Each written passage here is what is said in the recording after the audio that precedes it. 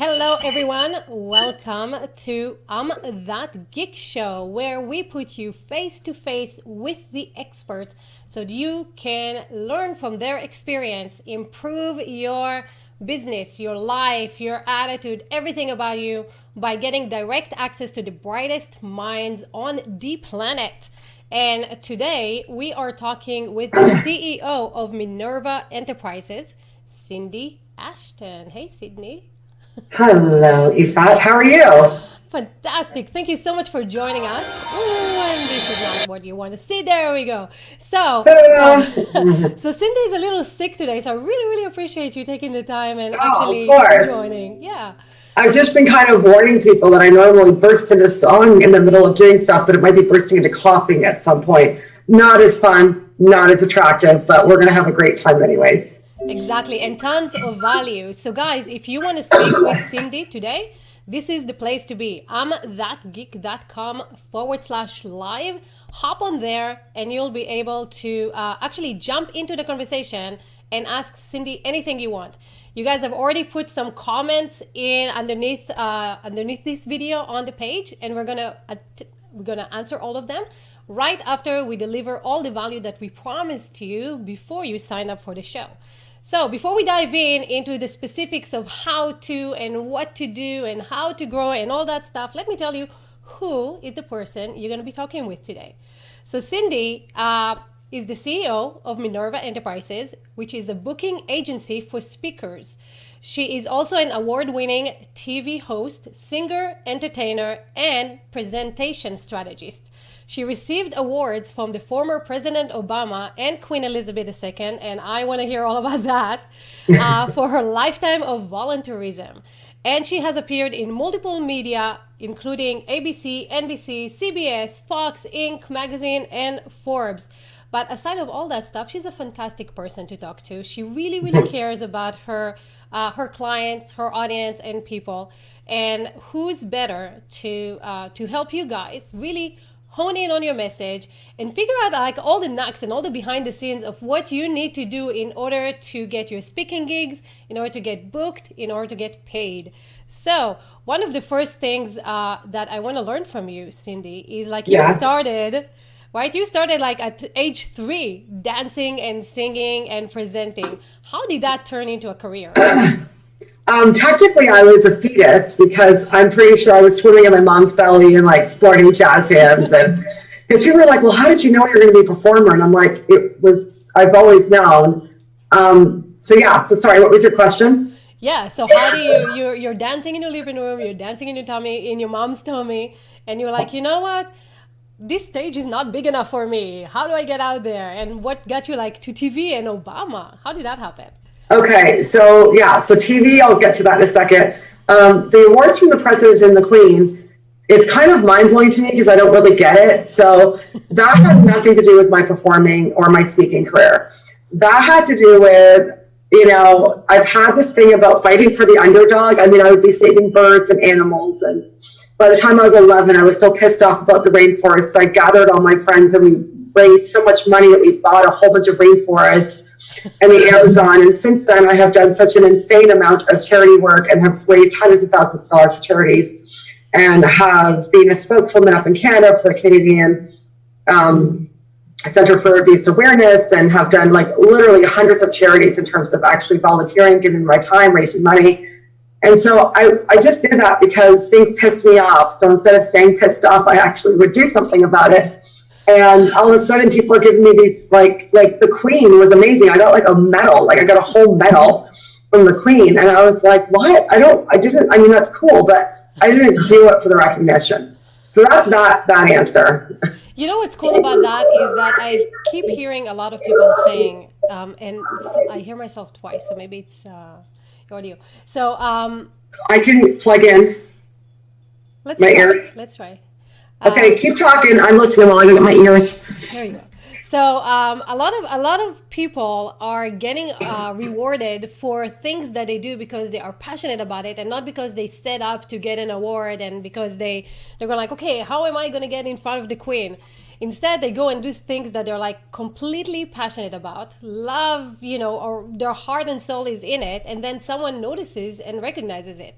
So my question to you is like, there are a lot of people who are doing good in the world, but are not being seen, are not being recognized. Is that because they are not in the limelight, or they keep quiet about it, or Yeah, that's a really good question. And are you talking specifically about bookings in that sense, or just so I know where to direct this, or is this a general conversation? general about volunteerism, and doing good in the world and actually helping your community? Yeah, that's a good question. I think in my case, because it's born in my DNA, it just happens. But I really don't know how to answer that question. I think that some people get noticed and some people don't, and it's not only always fair, but it's really hard for me to say in terms of volunteerism, because that's not something that I strategize for people on. That's true. So let's talk about speaking engagement. So Let's talk a about lot of people, bookings. let's talk about that. That's the best thing. Yes. So a lot of people, up and coming speakers, and I've heard this a lot from people who are just starting to speak. They're going like, you know what? I'm fantastic, but the market is saturated with mediocre speakers who just know how to market themselves, and I cannot get booked. So how can we help these people? Yeah, so that's a great question. So there's a few questions within that. The first is if they're saying that I'm starting out and I'm fantastic, it's like any profession, we always have room to grow. So I would invite anybody, whether they're a beginning speaker or even somebody like me that's been in the industry for like over 20 years, there's always room to grow to the next level. But especially if you're starting out, can you hear me? Yes. Yeah. Okay.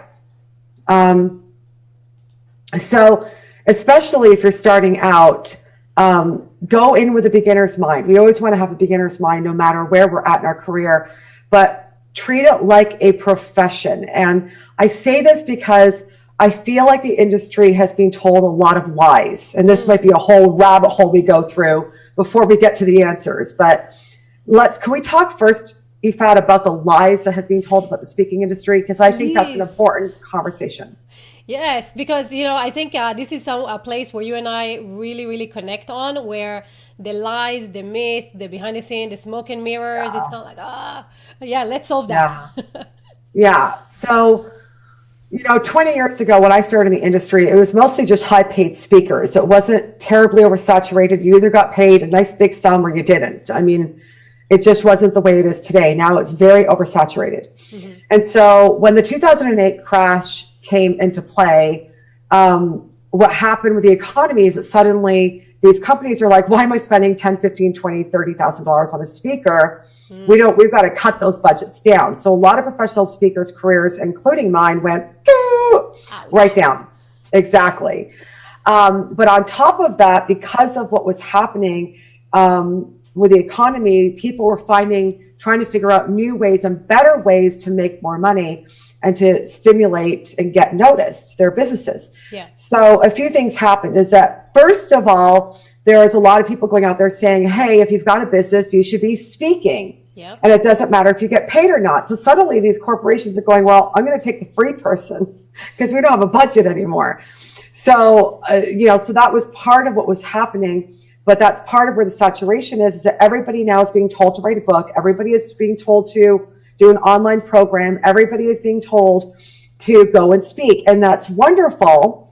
But the problem is that I've heard so many people come to me, throughout the years, and especially with the booking agency, will say, I've written a book. I'm now an expert. I was told by this book coach I should write a book and I will get plenty of speaking engagements. Yes. So let's debunk myth number one. If you write a book, I'm going to get booked to speak and get paid. No. Do you want to guess why?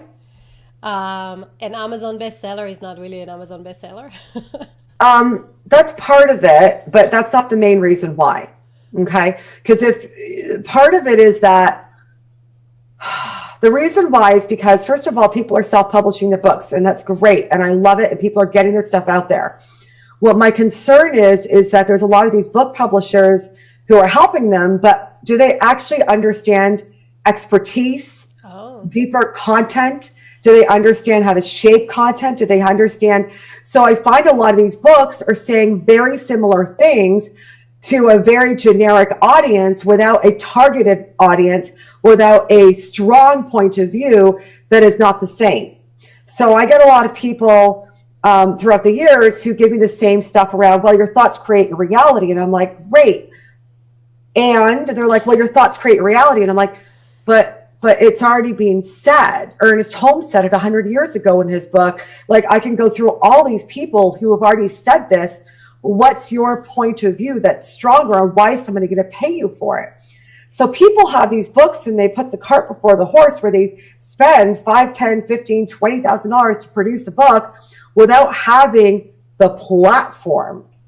And if you don't have a platform, you can't get booked for the paid stuff. You need a platform. I love that you say that, because two things. One is also, like, just because you wrote a book doesn't mean you're a great speaker, right?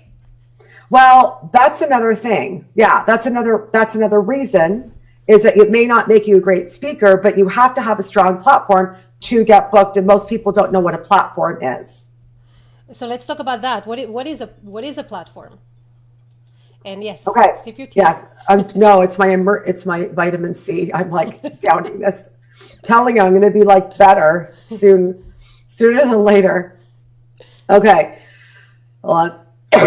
Excuse me. That's okay. So because somebody, like, now, just to take a step back, if somebody's written a book, that's a huge accomplishment, like huge kudos, really excited for you. You should totally celebrate. My problem with it is that people have been sucked into spending $5 to $10, $20, $30,000 to do this, thinking that they're going to get clients and get bookings out of it, and they don't.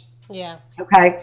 So if you're going to start a business, if you're going to start a speaking business, whether it's an oral business, speaking business, a coaching business, if you're going to write a book, you have to build a platform first.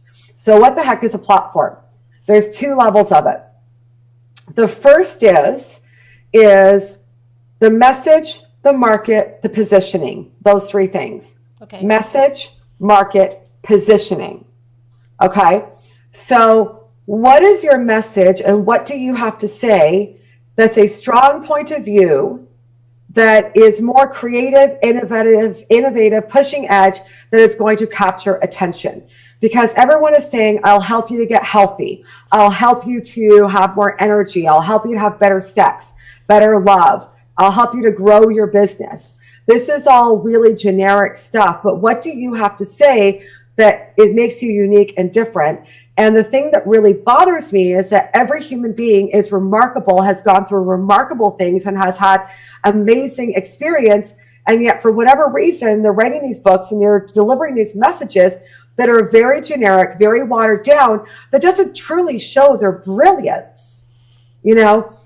And when I talk to people and dig a little bit and ask some questions, I start to pull out stuff of them, and they're like, I didn't know that me working as a shoemaker related to business. And I was like, yes, this is how it relates. And this is what makes your point of view different and what will make you stand out. That was a bad example, but you know, I can give an example of what I do, because I obviously know my platform inside out.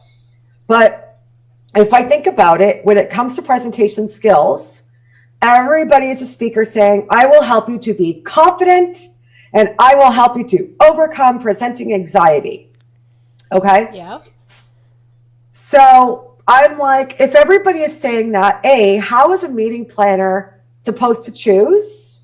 Right? And Yeah. B, is that all you bring to the table? What's unique about your background, right? So I usually will start off when I have a conversation with somebody, whether it's networking or if I'm doing a conference submittal, because that's relevant to this, right? Yeah. I'm doing a conference submittal, I would say being confident is highly overrated to being a great presenter and closing sales. And people are like, what? And then I go on to say something to the effect of, I don't have my pitch in front of me, you know, the stress that you carry, the stress, trauma, and pain and illness that you carry in your body, and we all have 1, 2, 3, or all 4 of those things, Yeah. directly influence your body posture, your voice, your body language, your energy, how you come across. So for example, a normal speaker trainer would say, all right, everybody, sit up tall and be confident. Now that I'm being confident, I'm extremely posed and canned and inauthentic, and I'm like a robot, and my voice is overly in some space and giving this pushing energy because I'm carrying stress in my chest. Right? Yeah. So it's actually not about being confident. It's about understanding what you're carrying in your body that's altering your voice and your body language, right? So that would be my grand statement is confidence is overrated in being a great presenter and closing sales or getting more buy-in from your team or whoever I'm pitching. Right. Right? Yeah. So it really comes down to then, of course, and the second part of the pitch is once I've said, that little thing, it's overrated. The stress in your body affects how you come across. Then I'm able to weave in my background. And this is another side note. You don't just give us your story of how you overcome 50 million things. Okay. That's a whole other myth that we need to debunk in a second or at some point in this call. Yes. But you have to, when you show your credibility, it's got to be within 2-3 lines and very specific to how you deliver the bottom line that they want you to deliver. Okay. So the second half of my pitch would be something like, around combining my degree in relaxation therapy. Yeah. With my extensive experience as an award-winning TV host, comical actress, and opera singer. Yeah. I am able to help your audience to both release all the stress, pain, and tension out of their body and give them world-class, this is not the right pitch, I should have brought this up to actually give you my exact pitch, but something like that, but world-class, present storytelling and engagement skills that only the top entertainers in the world have. Because literally I have worked with Broadway performers and directors and Emmy winners and have, and some kind of prestigious TV award, which I don't understand what it is, but it's very heavy. I don't know if you can see it. You can't see it. It's very heavy. No. If we have time, I'll bring it over. It's like big and heavy. It looks like an Emmy. Yeah. But it's like, so what I've done is I've explained my background very quickly in one line, and about the performing artist, you're going to be able to get presenting skills of a world-class performer. Mm-hmm. Right. And then, but you're also going to be able to, help release the stress that's holding people back from being their best selves. And then, so that's the message. Okay. That's step one, because I told you there's 3 parts. Right. Okay.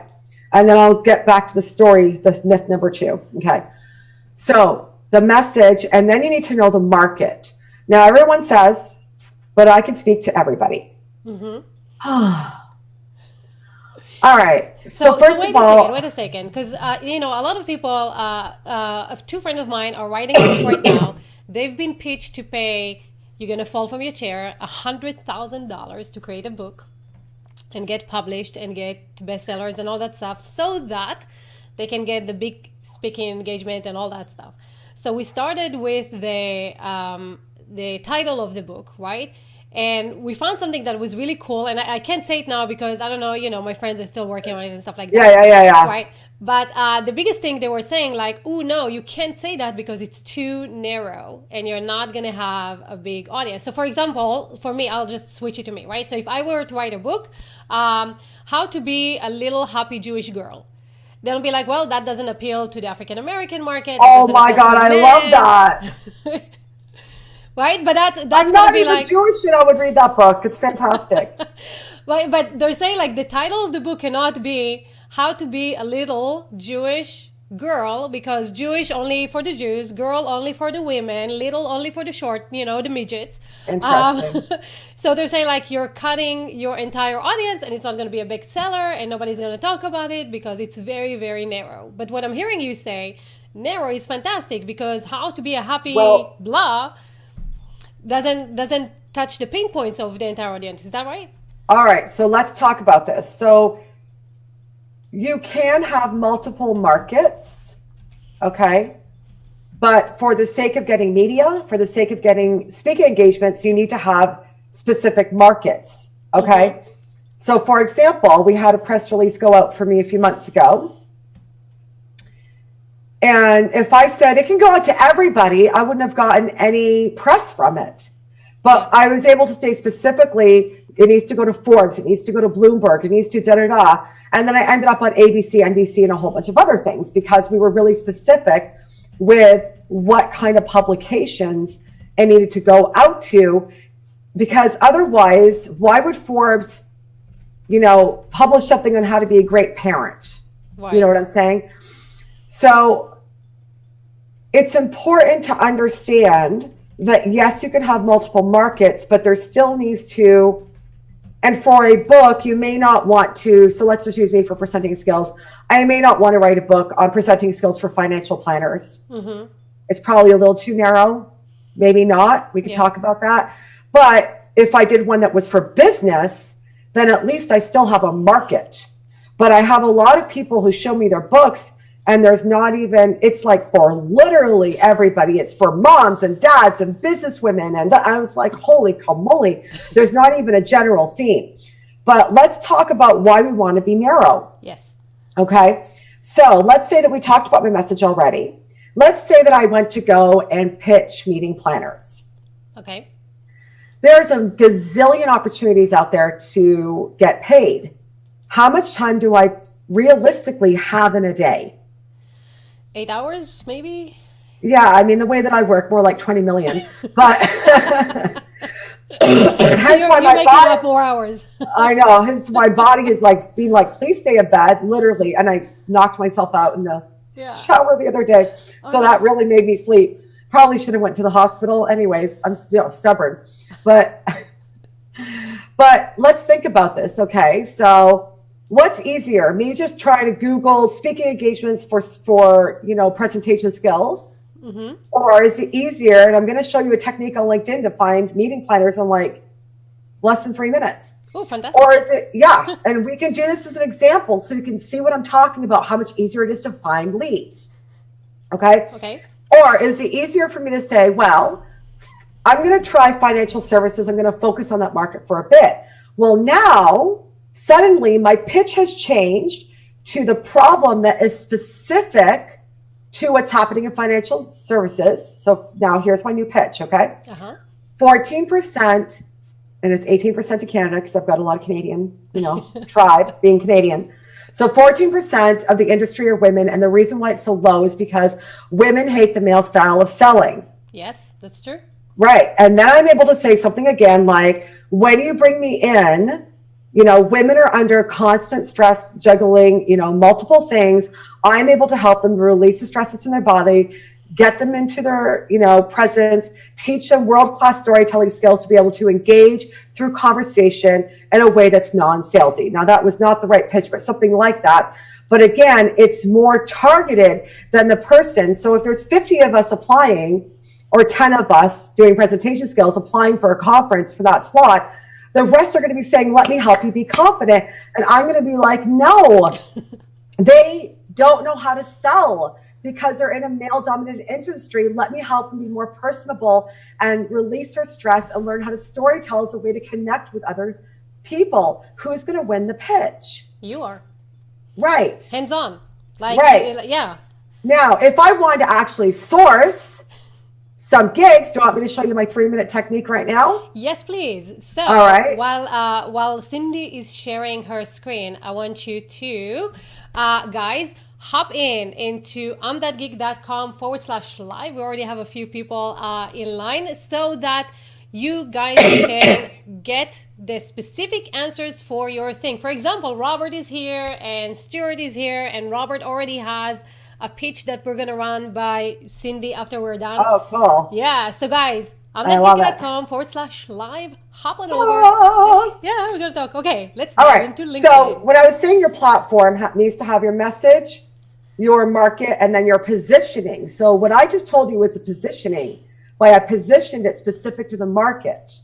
14% of da-da-da. If it was attorneys, my pitch would be positioned differently. You have great attorneys on staff. They need to bring in, build their book of business, bring in clients to be able to raise up to partner and help your bottom line. Lawyers suck at being personable. I would rate it better than that in the pitch, But again, that's the positioning part. So let's say, again, because I'm looking for gigs, now I'm going to say financial planners. Okay. Now, I don't want to be pitching the okay, so this was not, or let's say attorneys, for example, right? Yeah. Partner, attorney. Okay. And guys, Okay. notice that this is without the pro account. This is not Sales Navigator. Anybody can do this. Right, anybody can do this. So, so there we go. So I got partner and attorney. So I got 4,000 results. Now it seems to me that I didn't get the people. So let's get the people and let's get rid of this. There we go. Okay. So partner, attorney. I now have 200,000 leads of people who are partners, because here's the thing. You're not going to go to an associate in a law firm to pitch them. You need to connect with the partners of the company. Now, Jason Webb, I've actually paid lots of money to as a lawyer back in the day. Mm-hmm. Now, you don't want to, that's way too many, right? Yep. So now I'm going to go to locations. Okay, Greater New York, because guess what? I live in New York. Or let's say that I love LA and I love the summers. I want to go there and travel there back and forth, and I can click there. But now I click apply. Now I have 21,000. It's still way too much. So then I can start to say, well, I only want first connections, because now I can find, there you go. Yeah, people who know you. There you go. Right. So now I have 9 results. So we probably need to find something in between, but we can again do first and second. Ta-da! And now I have 1,000 results. So you just have to play around with it. But that took me, what, 2 minutes? So let's say, right. So first of all, if you're already connected to people and you're able to message them, don't spam them though. We're going to talk about the approach later. Yes, please. Well, let's say this Christopher person, I don't know this guy. He's a connection, and I've looked through his thing. Let's say I think he's great. Then what I'll go is oh, great. I have one mutual connection. Sam Leibowitz. Well, Sam is a really cool guy. I know him. I think I did a treatment thing at his wellness center in New York. So I'm going to talk to Sam, and I'm going to connect with Sam and say, hey, Sam, would you mind doing an introduction to me to Christopher Hallbrook? And then all of a sudden you're getting a warm lead to somebody who is in a firm. Now, here's the thing, is that you also want to look at people's profiles. So just as a side note, just don't go spamming people and do 100. I would rather you do 10 really good connections a day or a week and make them relevant. So I don't even know if this guy's qualified, because he could be a partner in a firm, right? But he might only have one other person. Well, he might not want to spend, $10,000 to bring me into train for a day. Right. But if I look at him, he's a trial attorney. Here we go. Right. Resulting in historic, almost $1 billion and $250,000. Right. Yes. Top 40. This guy is somebody who's a top earner. He's going to want to spend money. Right. Yep. So look at this. He's being all over the news. This is somebody who's a high achiever that probably spends money on his team.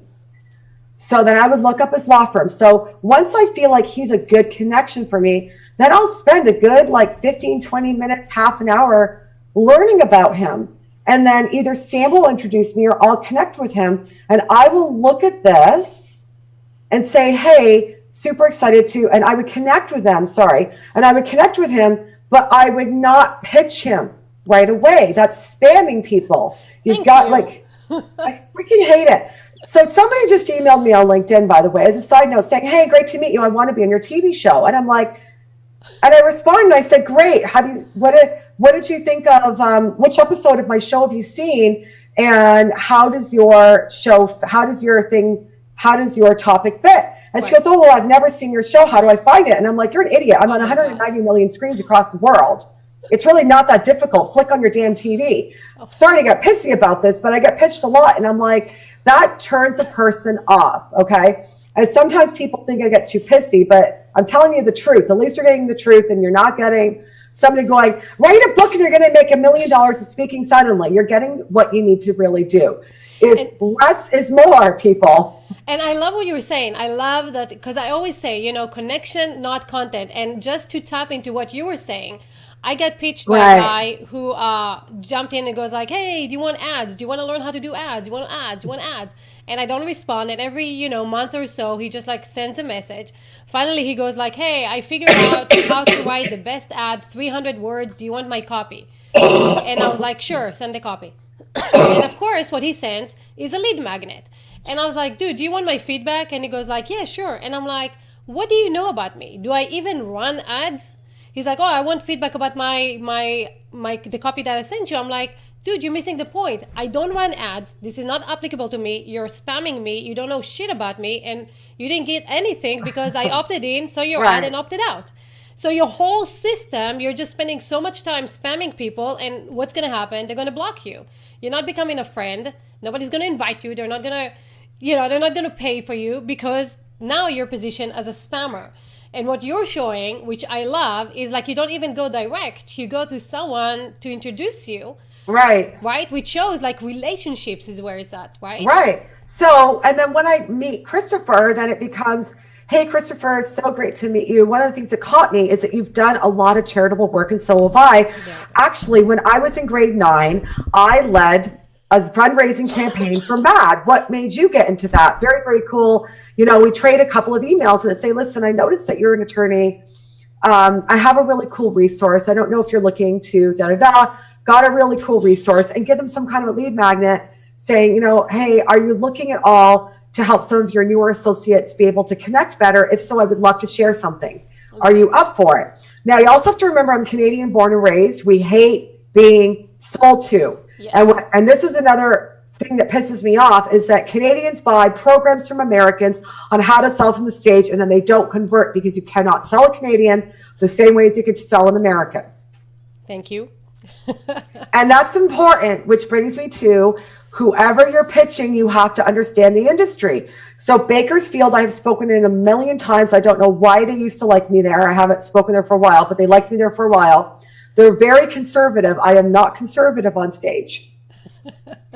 But because I did my research, I would tone it down because you have to meet the audience, and I would tone down my pitch and not terrify them, So anyway, so this is just a really great example.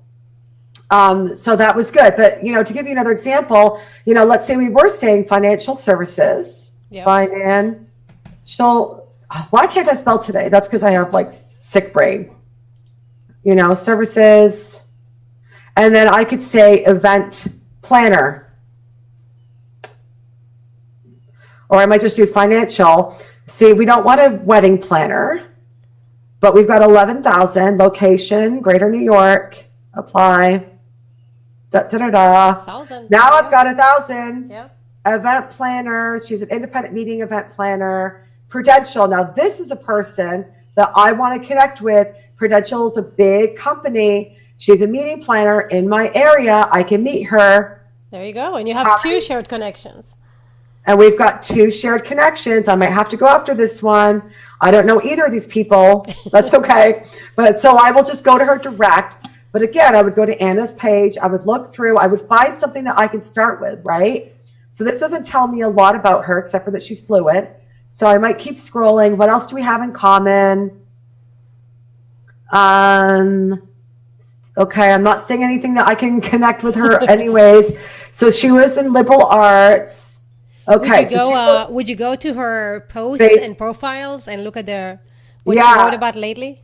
Exactly. So I could see what her other she didn't write anything, huh? Interesting. She didn't, but I could look her up on Facebook. I can look her up on Twitter. I could see if she's in love with dogs. Yep.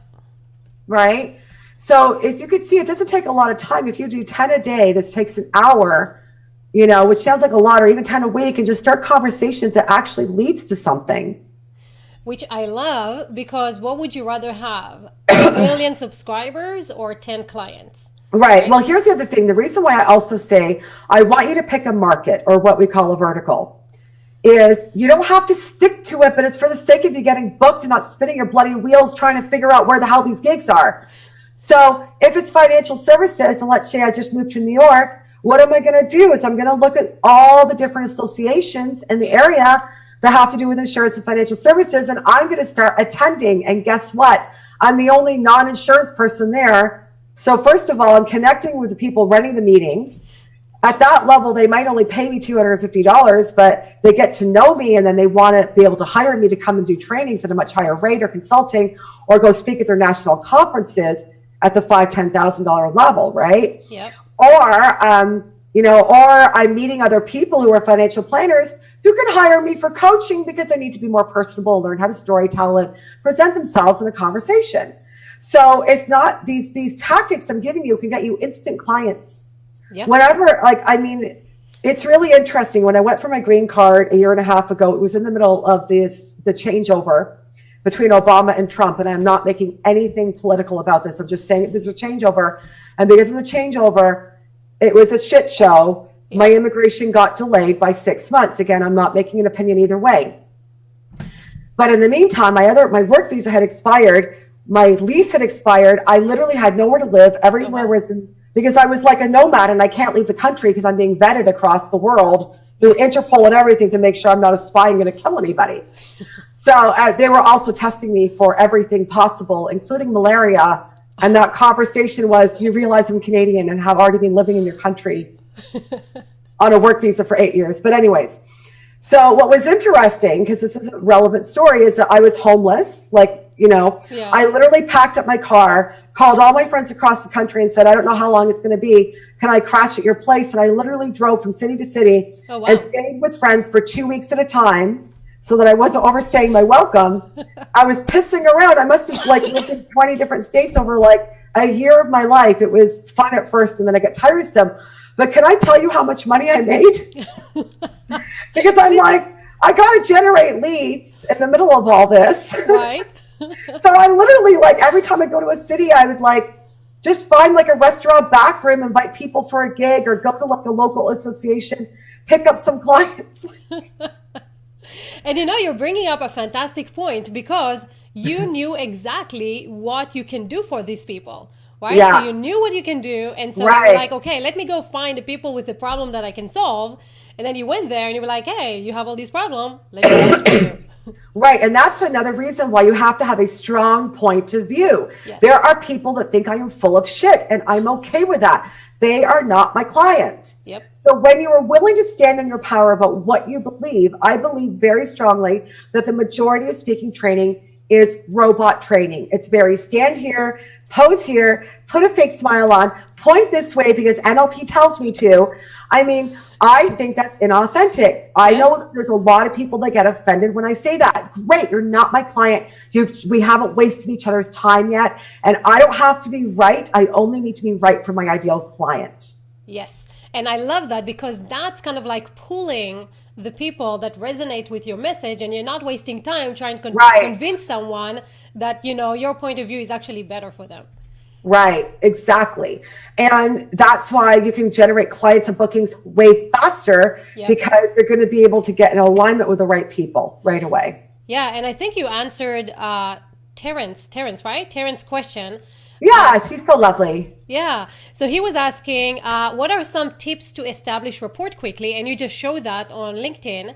And he said, is it essential to build a platform of lower paying events before seeking out higher paying bookings? Or are there strategies for getting to the high paying booking with the right message and the right audience? Yeah, that's a really great question. So if you are already somebody who is on television, you could be the crappiest speaker with no platform and get booked solid at 20, 30, 50 grand because you're Angelina Jolie. Okay. She might get 100 grand. Who knows? So if you already have an established reputation, you could be a shit speaker and get booked. That's just the truth.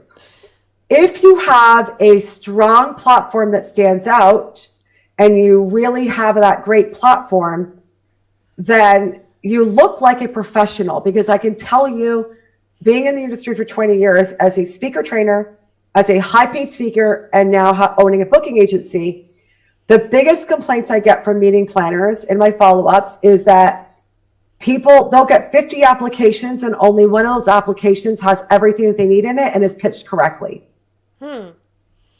So if you yourself are able to have a strong platform and have all your chisel together, that alone is going to make you look more professional and position you for higher pay. So let's talk about that for a second. What needs to be on your platform in order so that for was you the to second level I was going to get to, but let me finish answering Terrence's Yeah. question. So in terms of the super high pay, like $5,000 or more, a meeting planner might look at Terrence and say, well, you've got a book, which looks awesome. You have a strong platform, but I don't see any referrals to any other gigs that you've done. You know, she still might hire him at $5,000 because it was a referral. There you go. You know, it's possible, right? So it's possible, but you got to do your due diligence and you got to do the work just like everybody else, right? Yeah. So you can have a ton of talent, but you can take a wonderful dancer, but she's not, or he's not going to make it to the National Ballet of Canada or the City Ballet in New York just by having talent and not having the credentials. Gotcha. Right. So going back to the second question. Yes. Which goes back to the first question.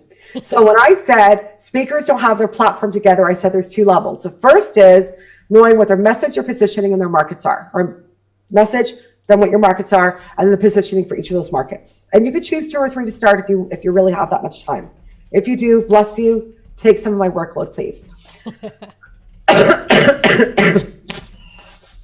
The second level is that once you have that platform built, then you need to actually have the speaking collateral. So you need to have your 300-word bio, your 100-word bio. I have a whole list, actually. I should post the link in here. It's on my LinkedIn. Yeah.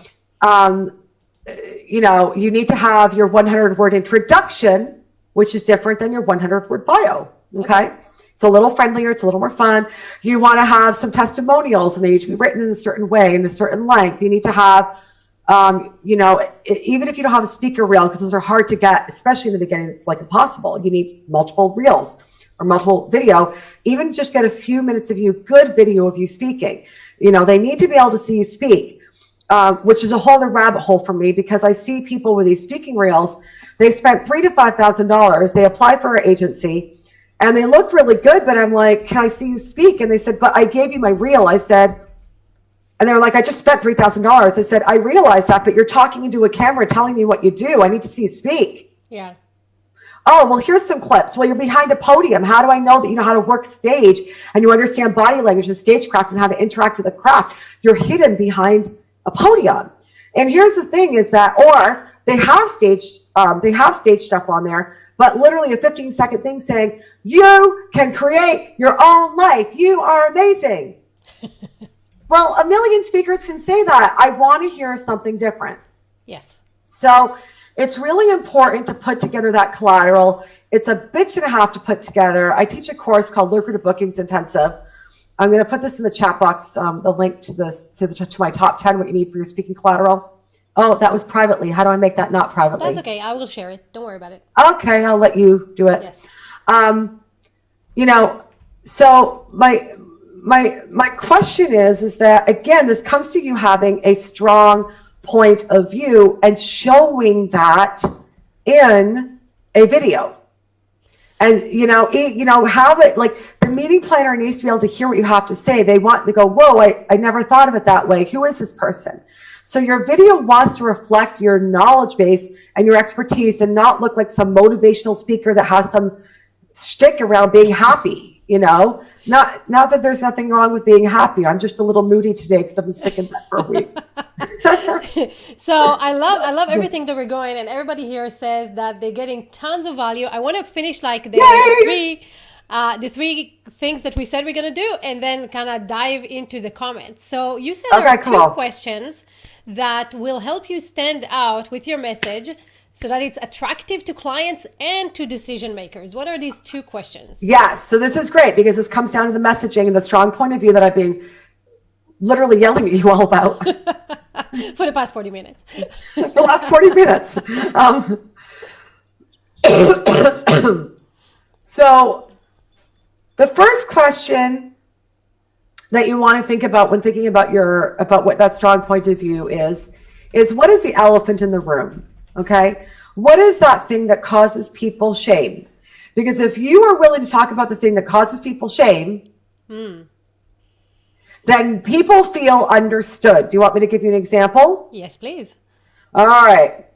So whenever I do my webinar, and I haven't done this webinar in a few years, but in the past I used to do a webinar on how to speech writing and how to rock the stage yourself on the stage. Okay. Here's the biggest thing that causes people shame.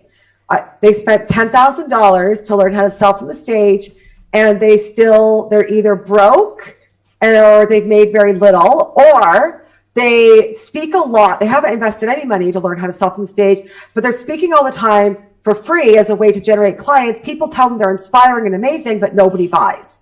And they feel ashamed that they are professional speakers and either are not able to make money from their message, and or they've spent money to learn how to do it and they can't do it. But nobody wants to talk about it. Nobody wants to say, I studied with X person and I've lost all this money, or everybody says I'm great and I'm broke. Nobody wants to say that. So I just say it off the top of the thing and saying, hey, do you consider yourself passionate and heart-based about what you do? Yes. Well, do you feel, when you go to do your offer, do you feel as a heart-based person that you want to come across with a sales script? They're like, no. And I said, this is why you're not converting. It's because you're learning canned sales scripts that take you out of your personality, out of your heart, get you into your head, and disconnects you from the audience. And you look like this person that the audience fell in love with, that's now become this crazy monster that's selling them like a machine because they're trying to deliver a script. And I said, if this is you, you're not alone, and it's not your fault. It's because you're heart-based, and it's because you're not getting to be who you are. And the other problem is that you're delivering so much content that's great, but you're not actually showing people the gap between where they are and where they need to go. You're not giving them insight, and that's the problem. So when I start to explain, when I take away their shame and make it realize that it's not their fault, and explain that they're, whatever, I go through that webinar, then they go, oh my God, you're right. I've been learning all these sales tactics, but I don't like delivering sales tactics. Most people don't like selling. Yeah, and or be sold, right? Nobody likes to be sold. Everybody likes to buy, right? Yeah. Right. Can I tell you that at my corporate gigs, they pay me 10, 15 grand. I don't sell from the stage. I'm getting paid to be there. Exactly. I always pull clients from there because I've given them insight and I've given them value, and because it's being shaped in a certain way. So going back to the question number one to you is, what is the thing that's causing them shame? And if you can relieve them of that shame, they're going to feel bonded to you and feel like they're connected to you. And you know what? To tap onto that, Brené Brown rose to fame only because of that topic, shame and vulnerability. Guilt. Yeah. Right. Yeah, shame and guilt. Right. Exactly. All right, I gotta close so that's my question number one, and I just kind of want to recognize the people who are joining us. Hi, Brian. Hey, Arthur. Robert is here. Jennifer is here. Scott is saying this is great information for a lot of people. We'd love for you guys, if you have any comment, question, anything that you want to add or you want to ask about what question you should ask, what's the topic that you want to tap into, what industry, this is the time, because after that, to get to Cindy, we're going to talk about how much that would be. So, well, first of all, I want to acknowledge Brian Eisenberg, who's on the line, who introduced us. He's a remarkable human being and on our roster at Minerva.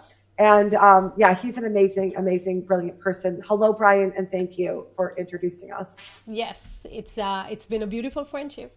It's really fantastic. Oh, I should. Oh, there you go. Here's the voice, singing voice. Here's the voice. This is what I sound like when I'm sick, though.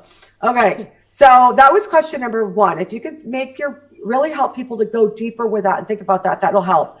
Number two is, I want you to think about what everybody else is doing around your topic and think about, how is my point of view different? Or what are they saying that I'm like, yeah, they're kind of missing the point. And again, it's not about making other people wrong, but it's about having that different point of view. So it's like, what are other people saying? Like, other people are saying in my industry, you need to stand here, pose here, and use NLP, yes or yes, on the stage in order to get buy-in. And while that absolutely works for some people, it doesn't work for my ideal clientele, and I think it's bullshit. That's not how you build rapport, right? But I will call that out, and I will have a strong point of view, and people are either going to like it or not. So it's really important to understand, like, what is it that other people are doing in your industry, and what do you agree with them about? What do you not agree with them? What insight do you have that's unique and different, and that strong point of view? And like that first question I was saying is, what's the elephant in the room? If you could take away their shame, they're going to love you and bond with you forever. And you know, everything that you're saying, which I love, is so human. You know, Right. technology came out and it kind of like messed up every like the way that people think to connect with each other. We do this offline. There's no difference. You can do exactly the same thing online, on stage, in front of people. We're just people that want to connect and belong. And when you do that, and when you acknowledge people and you connect with them, exactly like you said, remove the shame, you know, call things out, shine the light on it, be human, then you're more attractive, right? In all areas of your life. Yeah. Yeah, for sure. I love it. So then let's talk about, get some insight, what kind of a speaker you are, what is sellable to meeting planners, and what types of gigs you should be looking for. Yeah. So one of the things that a lot of speakers don't think about is that you need to know what your speaking purpose is, because that's going to make a direction for you. So when we talk about your speaking purpose, is people are like, what do you mean? I'm like, are you speaking to be a high paid speaker? Like, do you want to be paid as a speaker? Are you speaking as a way to sell your services and products? And a lot of them goes, oh, I would love to do both. And it's possible to. I mean, I will occasionally do unpaid stuff. Like I have a gig coming up that she's like, we don't pay anybody. And I'm like, well, my fee's $15,000. I said, but tell me more about your gig. I'm not going to turn it down quite yet. And it turned out that it was all, you know, high level, like 6-figure and above earners, entrepreneurs who want to be, and a lot of them probably wanted to be speakers. And I'm like, well, this is easy. So I said, help me promote my current event. And if you can bring in at least $10,000 worth of income to me, even before in the next month, then I will sign a contract for you. Plus I get to sell at your event. And so she brought in way more than 10,000. She didn't have to do the selling. I just had her do connections. So I've already made my 15, not me, my company's already made the 15 grand. And then when I get there, 50, 100,000, right? Yeah. So she's got 200 people in the room that are my ideal clientele. So you have to know what kind of speaker you are. So I'm a paid speaker, but I will do unpaid speaking if I know that it's an audience that I can serve. So you need to be clear on that. But if you say, well, I only want to be a paid speaker, then you need to know where the money is. The personal development entrepreneurial world is highly, highly, highly oversaturated. There's very little money in it. And a lot of it now is pay to play, which means that you pay, you know, $1,000 to $5,000, I've even said $8,000 to stand on stage and deliver. And then you can do a sales pitch and hopefully convert. Yeah. But here's what I'm going to tell you is that A, you got to make sure that you are damn good at selling. B, you got to make sure that the person putting on that event could absolutely get in butts in the seat, and then it's the ideal clientele for you. Otherwise, you're going to lose that $3,000, for example. But here's the other problem is that there's a lot of event fatigue happening. People are tired. People are tired of being pitched. People are tired of these pitch fests. They're tired of going to all these conferences where all these speakers are lovely and good, but they're not great because they haven't done the training. And goes back to what we started at the top of this, where they're too generic because no one has gone deep enough into their soul to figure out what their soul message is, but what their expertise is on a deeper level, what that strong point of view is. So they're saying the same stuff as everybody else. So you really want to think about that. If you're going to go in that direction, it's fine. Just make sure that you work with somebody to get very deep in who you are and what you offer, so you could be the brilliance that you are. You know, and for me, it's the most painful thing to see all these generic speakers. And I look at them and I'm like, every human is valuable and brilliant. And why the freak aren't we taking care of these people and getting them to their brilliance? And instead they're flailing around making practically no money in the speaking world. And you know, this all started kind of like from the internet marketing. You know, at the beginning, internet marketing was email list and all that stuff, right? And then everybody will become a millionaire if you just have a lead magnet and a funnel. And now we've been kind of like, okay, we've matured. The internet matured. We all know a webinar is a sales pitch. We all know free events are not really free. We've been through that before. And add to that exactly what you were saying about the changing in politics and economies, where we don't have trust. We all feel like we're being sold online all the time. and there's no emotional connection, right? Like what I call the human element is missing. And so what you're saying is like, yeah, be that friend, be that person who goes deep, who actually helps, who actually provides value. Right. And you will stand out because nobody else is doing that. Well, and I just want people to be the best they can be. And the sadness for me is that I think there's a lot of well-meaning coaches that haven't done their own work, who are charging crazy amounts of money, who are not helping their people to go to their depths because they haven't done their depths. It's become the ongoing joke that business coaches teach other people how to be business coaches. Yeah. Yes. So we have so much to cover, and we're running out of time, and an hour flies back like that. I know. I could talk about this for years. So I wanna acknowledge the people here. Robert, do you have just nod if you do? Stuart, do you want to jump in? Brian, do you jump in? Do you have something to add? Robert, just say yes, and I'll bring you in. Yes. Okay. So Robert, let's jump into you, and like that, and unmute you. So there we go. Ta-da! Hi, nice to meet you. Hello. Hello. So, Nice to meet you. question for Cindy. A question. The past year, beginning last January, I put all the energy I had available to me into reaching out to influencers, people that had Facebook Live shows that to me seemed like-minded and heart-centered, and were actively helping others. I connected with so many, I made a lot of friends. Now, the reason I did this is because I discovered that it was a very effective way to manage my depression, because uplifting others has a side effect of also uplifting me. Yeah. At first, I let it lift me too high, and then I would crash every few weeks. And I realized, okay, no, return to being balanced. And so at the end of a year, I have some solid friendships with people that are, well, a lot of salespeople, and in the automotive industry for some reason. But that's very just cool. So you have your vertical, and you'd be looking for VPs of sales, but you already have those connections. Keep going. Yes. And I also was gifted some broadcast training with an empowerment platform.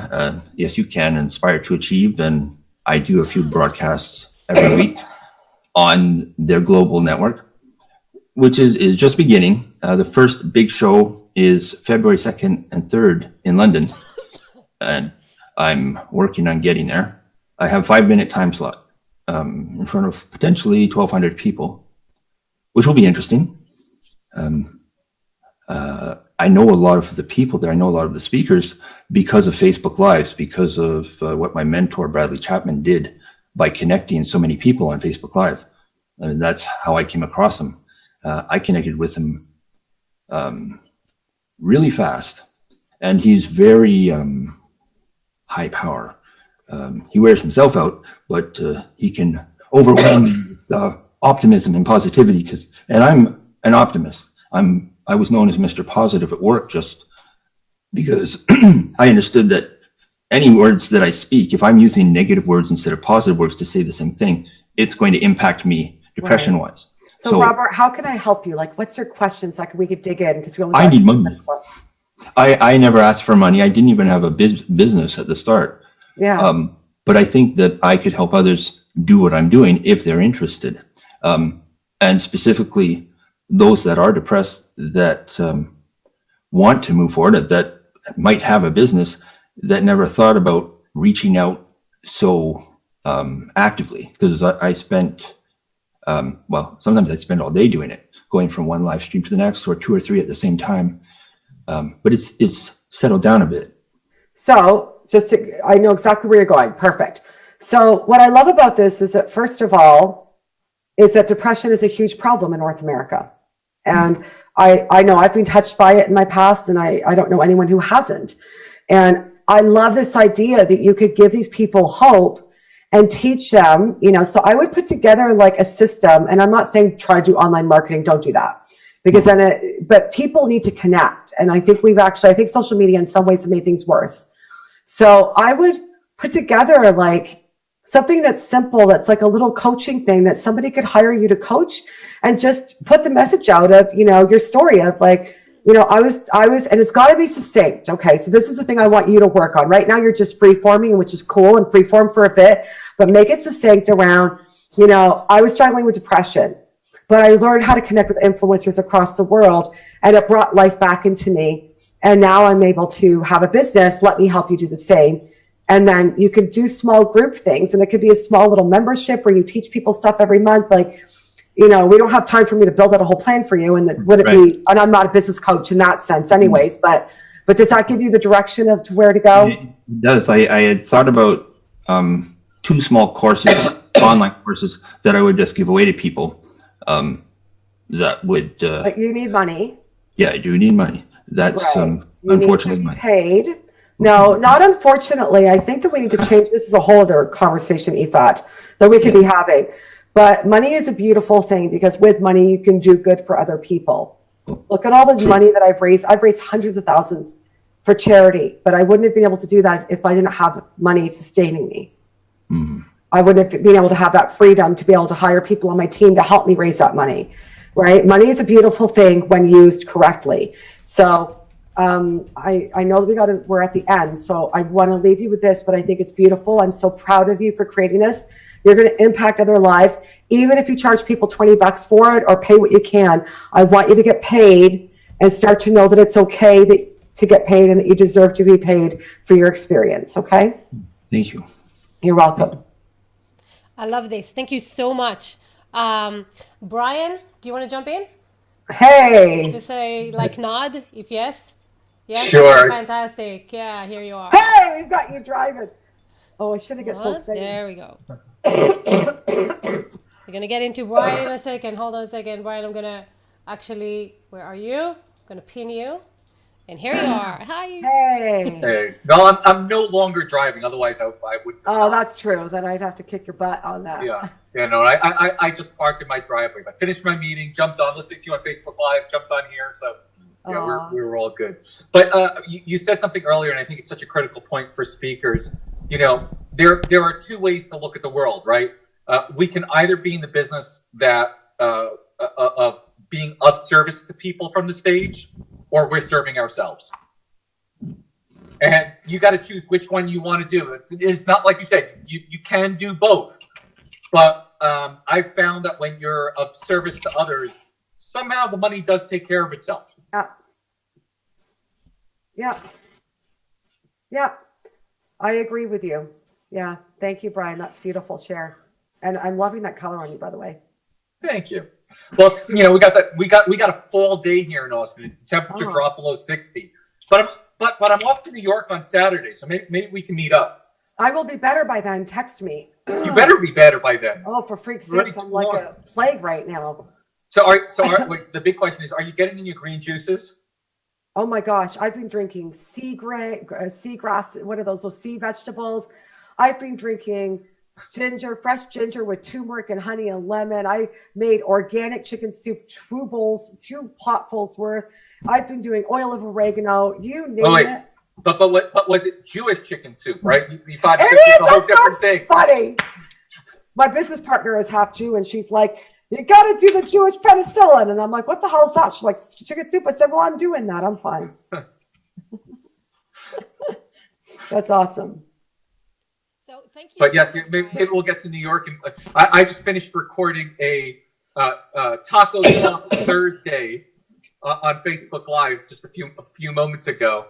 But maybe we can get together and we can record something as well. Yes, and I won't be as plagued. You did wonderful, plagued and all. Oh, well, thank you, darling. So, Okay, you fat. Take it back to you, woman. And we should connect in Austin again. That'd be fun. She's talking and she has herself on mute. That's so funny. There we go. Here I am. There you go. So I said, yes, Yes. Brian, we should meet in Austin again. I love it. So thanks so much, and thanks for joining from the road. And Scott just disappeared. Stuart, do you have a question? You do? Just nod? Yes. Okay. Let me put you. So we're allowed to go over? Just a little bit. Is that okay? Yeah, what am I doing? I'm going to go sleep after this or take a bath and just not knock myself out again. It'll be fine. So here's Stuart. Hey, Stuart. Good morning. Hey, good morning. You know, I have a question for Cindy, and hopefully it's relatively specific. I am changing topics professionally, and I apologize for the rough attire. And Okay, I've been coughing your face off for the last hour. We're good. But I'm moving into a cybersecurity realm because I believe Great topic. that is not being addressed. Great topic. That's very sellable. There is a number of verticals there.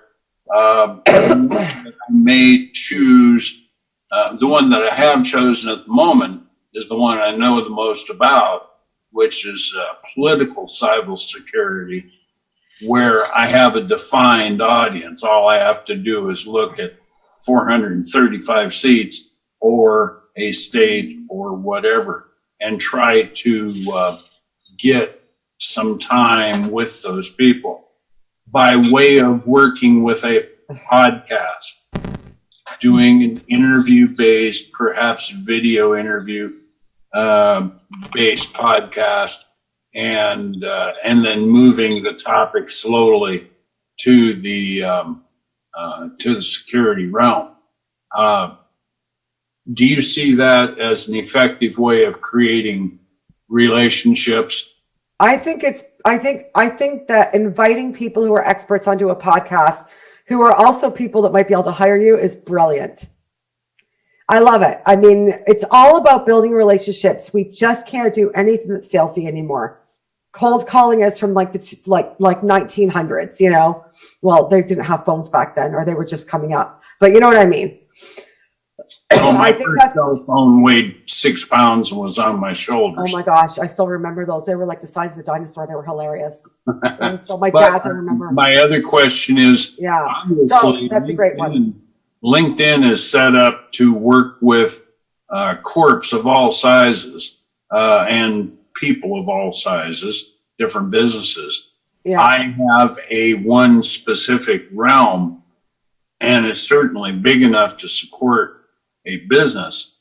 Do you see that as a beginning and then moving out towards the more corporate realm? I don't see too many people approaching it from a speaking or educational point of view. Yeah, I think that's a really good topic. I think it's really sellable.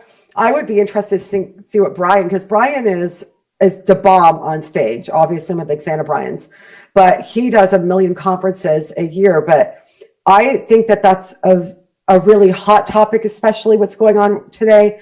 But I also think that there's not a ton of speakers. It's not like leadership speakers are a dime a dozen. Brian, did you want to weigh in on that as well? Yeah, we just need to unmute him. So yeah, no, there's no question.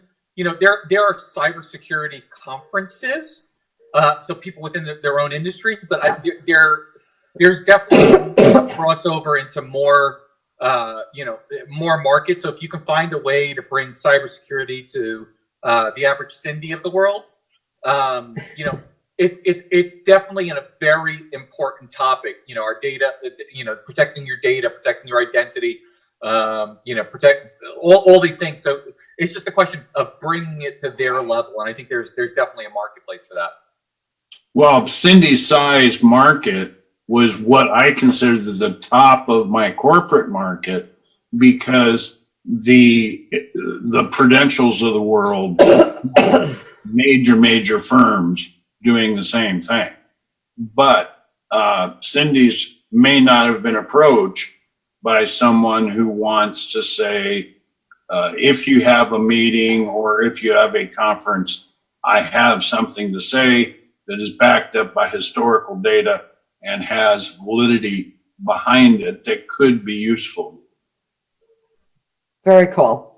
So that's my pitch. That's my elevator pitch. Yeah. So I would just target it to whoever you're working for. Okay. You know, and I would put the problem in, because I think the problems are obvious to us, but for whatever group you're targeting, you want to position it for what that group's specific issues are that threatens their cybersecurity. Absolutely. Honestly, I see people on Facebook when they're working, and I'm like, really? Like, isn't there like I don't know. I think about that. That's just a no. And I think that there's breaches in there, and I think it's dangerous, but that's just a gut feeling. I could be wrong about that. Well, I could go on for about a half an hour about Okay. Facebook, but we won't. I know. Anyway, Efat and I have known each other a long time. She knows I always wear a cowboy hat. You guys caught me at the 7-Eleven market grabbing a soda, and that's why I looked as weird as I did. You don't look weird. You look good. So thank you very much for your time, and I My did pleasure. learn a lot. And that very last little tip, make sure you throw the problem in first, because I've always known for a lot of years, find the pain, Right. and put your thumb on it. Yeah, and I don't even know that I love the word problem, but more about the insight of what they want, of why it's not working. But yeah. Right. Okay. Better words. Yeah, it's better worded, right? It's about the insight of why it's not working. Don't just throw them the problem. Why is it not working? So the problem is there's 14% women only in financial services. So what? Why is it not working? You got to give them the insight. Very good. Thank you very much. I'll send it back to you. No, you're good. I'm getting cold. Sorry. So guys. last question before we end for today, Cindy. This was amazing. Good. We got Scott with us, so I'm gonna unmute Scott. Okay, cool. Hey, guys. There we go. Hi. Awesome. First of all, I just want to say thank you for letting me join in. It's been absolutely. great to hear you guys and listen to what you guys have to say so far. My inquiry is, well, first of all, you guys have a list of 10 items to work on, so I'll be looking at that list and reviewing it and seeing what I can do. But specifically, if I have a target audience, say students, youth students between, gosh, I don't know, middle school to high school, are there more specific, like, because you guys were talking about specifics earlier, like how specific should I be, or should I just make it broad to those students for when I'm saying, like, I don't know if it's you would call it a pitch, but yeah, I don't even we need to come up with a different word than pitch, because that feels Yeah. slimy. But for the sake of, we understand that. Yeah. For the relationship connection. Yeah, relationship connection between me and, like, say, the event coordinators or the principals or whomever I need to speak to actually secure and procure the engagements. Right. Yeah, the events. So maybe I should give you maybe some backstory as to what I'm trying to do. Yeah, because are you asking me how to find them? Are you asking me how to niche them? Like, well, I mean, I used to work for the school district here in Georgetown, Texas. Cool. So I know a lot of people. So, like, I can walk into almost any of the high schools here or junior highs and say, hey, I used to work for you guys. Who do I need to talk to? So I'm not really, for who to talk to, I can figure that out really easy. Yeah. I guess I'm just trying to ask, what do you feel is the scope? How specific should my, I guess, topic be? Like, what I want to do is I want to bring to students the ability to work through kind of like anything. I want to strengthen their ability to get through school or to figure out what they want to do with their lives. I want to kind of give that extra nudge. And what I used to do when I worked for the school district back in San Juan at Sacramento was through the after school program, I taught beginner kendo and iaido. And through that, I strengthened them mentally, physically. Love it. It's a workout, martial arts. So I'm not sure if it should be, again, through that, where I say, hey, you should find something that helps keep you healthy, because that will get you to the point of being able to have a more, elastic mind, So I guess. Well, it sounds to me like you need to have your 3 talk titles and descriptions. Okay. And you need to make sure there's a good underlying belly that's a connection. Okay. Mm-hmm. So, for example, I have 2 different platforms. I have one because I've lived with chronic illness my whole life, invisible illness, and nobody really talks about it.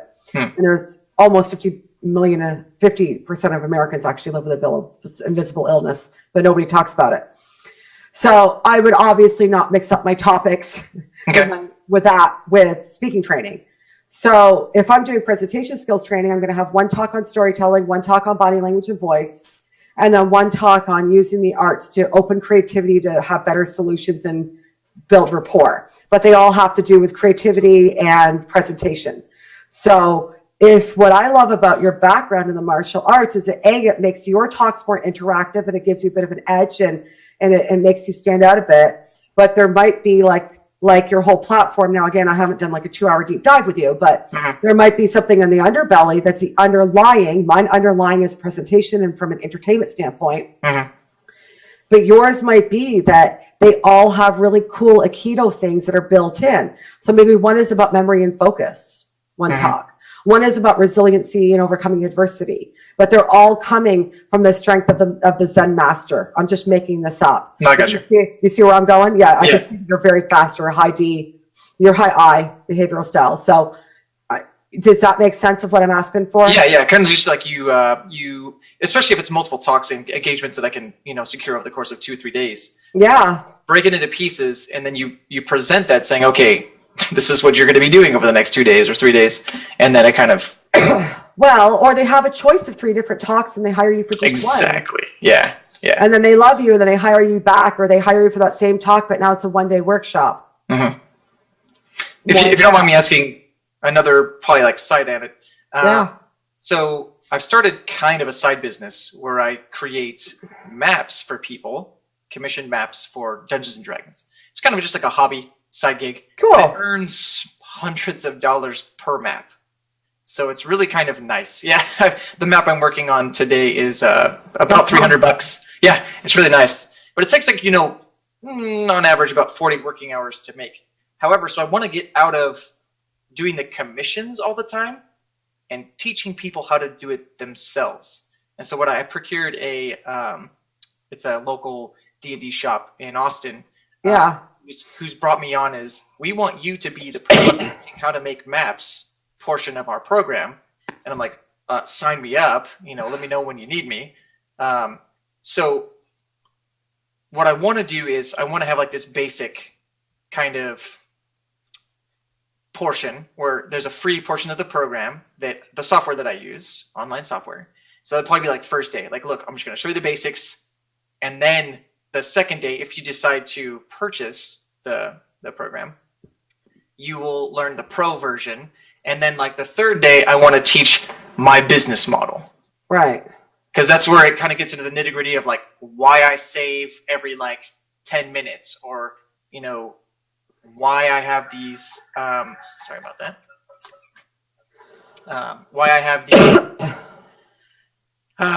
kind of trade secrets and what they do for me, kind of giving away knowledge. So essentially you have 2 platforms. You have one for educators and one for they're not gamers, but you know what I mean. Are they gamers? To whom I would be, I guess, selling to, we have gamers who direct it. So they call them DMs, Dungeon Masters, who create maps for their clients. Oh, I got it. Okay. Yeah. And then there's people who will probably be just artisans who want to create maps to sell. So then you have 2 different talks in there. That platform might only have 2 talks. Okay. One for the Dungeon Masters and one for the artists, the ones who are creating these, who want to get paid for it. Okay. And then what you do is you get a tour set up and you get a whole bunch of them booked in, where you do all these different stores, and then you drive them all into the 3-day course or whatever that 3 steps was. Okay. But you got to be strategic about it, because you don't want to have to offer something and only have 2 clients in there. So right, you want to make sure that you've got like, make it a tour, give yourself like 4 to 6 months to really book in like 20, 30 things within Austin, be willing to drive up to Dallas, wherever. I don't know what I don't know the geography in Texas. Oh, it's pretty vast. There's several comic shops. I got stopped in Texas by the police. Oh, ouch. When I was driving in. They demanded to see my paperwork, and I said, I'm Show me your Canadian. papers, right? I had to show my paperwork, and I said, it's fine. I had a valid work visa, so it was fine at the time. But I was like, you realize that even if I didn't, I'm Canadian, we're allowed to visit you people. And it was very weird. They kind of scared me. They had guns. It's okay. I mean, I think that's pretty much everything I wanted to ask. So I appreciate it. That's awesome. So Awesome. thank you so much, Scott. It's so awesome to see you kind of like diving into the Yeah. live area, which is Yeah, thank you. fantastic. I love it. Love it, love it. So, Cindy, thank you Yes. so much for staying overtime No and problem. driving value. This has been fantastic from the comments, from the engagement side, from everything. You, my lady, needs to go to bed and warm up with But some Jewish we didn't soup. give them my free gift, remember? I did not talk about your free gift. How shame on me. Okay, guys, right to I the actually right. rewrote this gift for this call. I rewrote it and upgraded it just for this call. So, which means you all need to go get it. To the right of this video, on this page, imthatgeek.com, what you guys have free for you is the ultimate guide to land high speaking engagement gigs. So all of you here who Yeah, are watching there's and like 5 we're steps. asking for Cindy's 10 topics and all that stuff, you want to go get that guide. Right to the There you right of go. the video, right on this link, 2 clicks, and it's all yours. And it's fantastic. So, do you want to tell us a little bit what's in the guide and then why they need to get it? And then That's we'll a let you very speak. good question. So I covered, there's a little bit in there that I've covered already, but there's other stuff too. So the guide is going to help you with a lot of different resources in terms of what the actual steps are. Step 1, do this. Step 2, so by the end, you actually have all the steps. And then by being on our list, we are not crazy people. We do not email you every day, but you might get an email once a week, once every 2 weeks. And I am not a person that does heavy selling. So you're going to get like, here's a top 10 of here, here's this, here's that. So there you go. Lots of great value, lots of tips, lots of stuff. Not just presenting stuff, by the way. Not just, getting bookings. I'm really starting to fade now. Not just about getting bookings, but, you know, my passion being a stage actor is teaching presentation skills at an advanced level. So you're going to get resources on that. We have an event coming up in New York City. We're going to be giving away some free tickets. So, you know, it's good to be on the list. So, the first thing you guys need to do right now, you got so much value in the last hour and a half. If you want to get Thank even you. more, that's going to be to the right of the video, the ultimate guide. You can download it right now. Cindy, there's a comment from Kathy Mill, who said it was very nice to meet you in Barrie, Canada at Barb's business meeting. Oh, that's so fun. Yeah, she says, I have been progressing in business slowly through life, though life is happening. Thank you for all the online help. Ah, what a sweetheart. So you're reaching people all over the world, which Yay! is fantastic. Yay! Okay, guys. So thank you so very much. I know you've been you under the weather, and you still showed up like a Yes. professional, like a troop. I love you for that. Thank you so A little much. edgier than normal. And there's tons of value, and then we're gonna repurpose it, guys. If you want to follow Cindy, because she's gonna start doing this stuff as well. Yeah. Then right below this video on imthatgeek.com are all her social profiles. You can follow her everywhere, chat with her, comment, talk, interact, share, and that's it. So thank you again for showing up. You've been fantastic. I love you for that. And go get Thank better. you, Eva, for having me, and Brian for connecting us, and all of you for just all your graciousness and your questions and being here. Thank you, guys. We'll see you in another show of imthatgeek.com 2 weeks from now. We'll see you then.